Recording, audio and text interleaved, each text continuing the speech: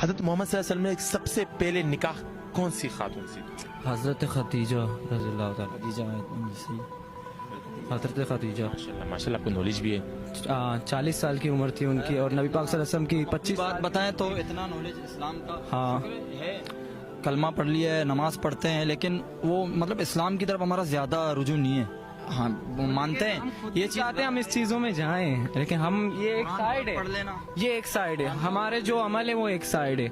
میں نے جو عمل کیے، لیکن میں بتانا نہیں چاہتا بھی کیا کیا عمل کیے. ہاں وہ تو ضائع ہو جاتے ہیں نا. پاک پڑھ لینا اور ایک احادیث کی طرف جانا، مطلب اپنے جو ہمارے جو صحابہ تھے، اصحابین تھے، ان کے طرف جانا، وہ ایک پھر الگ بات ہو جائے گی. وہ ایک مطلب مولاناؤں کے طبقوں میں جانا، وہ ایک الگ بالکل الگ ہی. اللہ پاک کہتا ہے اگر میں نے آپ کو دنیا میں بھیجا ہے نا، آپ اپنا قرآن اپنا نماز دیکھو، باقی ساری چیزیں میں دیکھوں گا. اللہ پاک یہ نہیں کہتے کہ اس نے کیا کیا وہ آپ یاد رکھو. چلو بس آج کے بعد ہم یہ قائم کریں گے کہ بس انسان سے خطا ہوتی ہے، نبیوں سے خطا ہوئی ہے. نماز پہ قائم ہوں گے کہ نماز پڑھنی ہے. جی جی جی انشاءاللہ دعا ہے سب نماز کے لیے دیکھنے والوں کو بھی یہ بول دو کہ بھائی نماز پڑھو. باقی آئی لو یو. سب نماز پڑھو. میں یہ نہیں کہتا کہ یار اس شوق کو، ہر کسی کا اپنا اپنا شوق ہوتا ہے، اور ہر کسی کو اپنے قبر میں خود جواب دینا ہے. نہ میں اس کے قبر میں جاؤں گا، نہ آپ میرے قبر میں آؤ گے.